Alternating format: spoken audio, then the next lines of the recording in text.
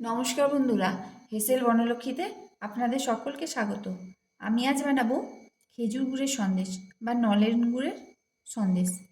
আর এই সন্দেশ এতটাই খেতে ভালো যে একবার অন্তত না বানিয়ে খেলে আপনারা বুঝতেই পারবেন না এর টেস্ট। তাই প্লিজ স্কিপ না করে আপনারা সম্পূর্ণ ভিডিওটি দেখুন আর এইরকম সন্দেশ বানিয়ে নিন। নলেন গুড়ের সন্দেশ বানাবার জন্য এখানে আমি 4 কেজি দুধের ছানা ফাটিয়ে নিয়েছি, দেশি গরুর দুধ দিয়ে। তবে আপনারা কেনা ছানাও ইউজ করতে পারেন। আর ছানাটা বানাবার পর সম্পূর্ণ জল ছেঁকে জাগ দিয়ে নিয়েছি, একদম শুকনো করে নিয়েছি, এতে একটু জল নেই। এখন ছানাটা খুব ভালোভাবে মেখে নেব। ঘরে দুধ ফাটিয়ে যদি ছানা করা হয় সেই সন্দেশের টেস্ট খুব ভালো হয়। আমি এখানে দেশি গরুর দুধ নিয়েছি, তবে আপনারা প্যাকেট দুধও ইউজ করতে পারেন। ছানাটা আগে এইভাবে হাত দিয়ে মেখে নিলাম। এবার ছানাটাকে খুব ভালো করে মলে নিতে হবে। হাত দিয়ে এইভাবে ছানাটাকে মলে নেব। এইভাবে ছানাটা খুব ভালো করে মলে নিতে হবে।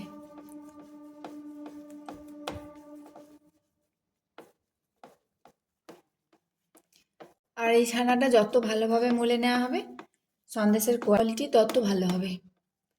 এখানে আমি 4 কেজি দুধে ছানা ফাটিয়েছি, ওজনে প্রায় 1 কেজি ছানা এটা হয়ে যাবে। আর জাগ ছানা একবারে, জাগ ছানা এটা 1 কেজি হবে। পুরো ছানাটাই মলে নিলাম। এখন ছানাটা একটা কড়াইয়ে নিয়ে নিচ্ছি। এখন কড়াইয়ে নিচ্ছি 200 গ্রাম মতো খেজুরের গুড়।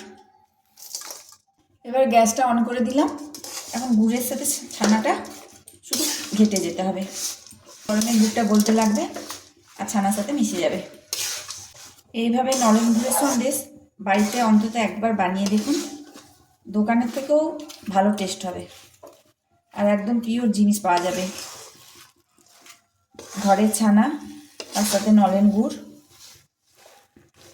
এর টেস্ট কিন্তু দুর্দান্ত হয়।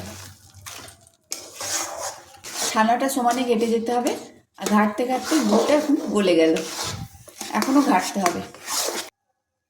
এখানে কালারটা দেখে মনে হচ্ছে মিষ্টিটা একটু কমই হয়েছে, তাই আরও একটু গুড় দিয়ে দিলাম।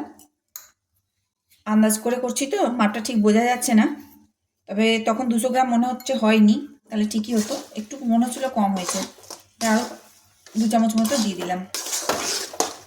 মোটামুটি 1 কেজি ছানায় 200 গুড় দিলে ঠিক হয়ে যাবে। আমি এখানে আন্দাজে করলাম, আপনারা যদি প্রয়োজন হয় একটু মুখে দিয়ে দেখে নিতে পারেন মিষ্টিটা।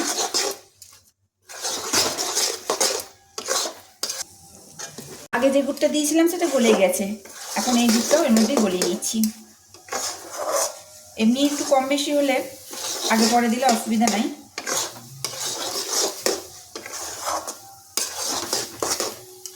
এই রেসিপি বানানো কিন্তু খুব সহজ, খুব তাড়াতাড়ি হয়ে যায়। তাই ভাবনা চিন্তা না করে যে কোনো দিন এই রেসিপি বানিয়ে নিতে পারেন। যে কোনো কেউ এই রেসিপি বানিয়ে নিতে পারবে, বানানোটা এতটাই সহজ। শুধু ছানাটাকে ভালো করে মলে নিতে হবে আর গুড় অথবা চিনি দিয়ে ঘাঁটতে হবে।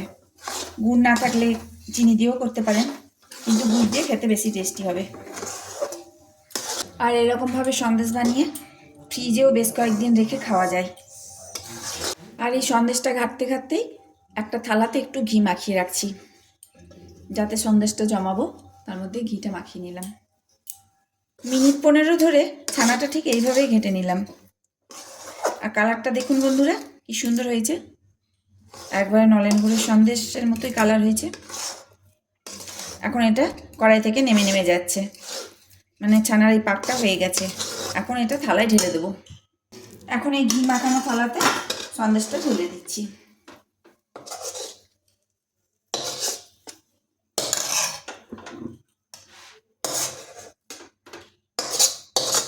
খুন্তি দিয়ে এভাবে চারিদিকটা সমান করে বসিয়ে দেবো। সন্দেশটা থালাতে ঢেলে দিয়ে এখন 1 ঘন্টা রেস্টে রাখার পর ঠান্ডা হওয়ার পর কাটবো, পিস করব। 1 ঘন্টায় সন্দেশটা শুকিয়ে গেছে আর এটা এখন কাটার মতো পজিশনে চলে এসেছে। এটা এখন আমি পিস করে কেটে নিচ্ছি।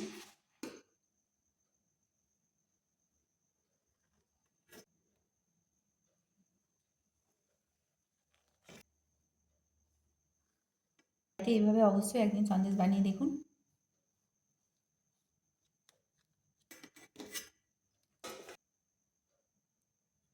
কি সুন্দর সন্দেশ তৈরি হয়েছে। আমি ছোট বড় দুই রকমই পিস করেছি। সন্দেশটা দেখুন কি সুন্দর জমেছে, একদম দোকানের মতো পারফেক্ট সন্দেশ হয়েছে। আর এখানে দুধ, গুড়, গ্যাস সব মিশিয়ে আমার 280 টাকা খরচা হয়েছে, আর 30 পিস সন্দেশ হয়েছে, যেটা দোকানের থেকে অনেকখানি সস্তা।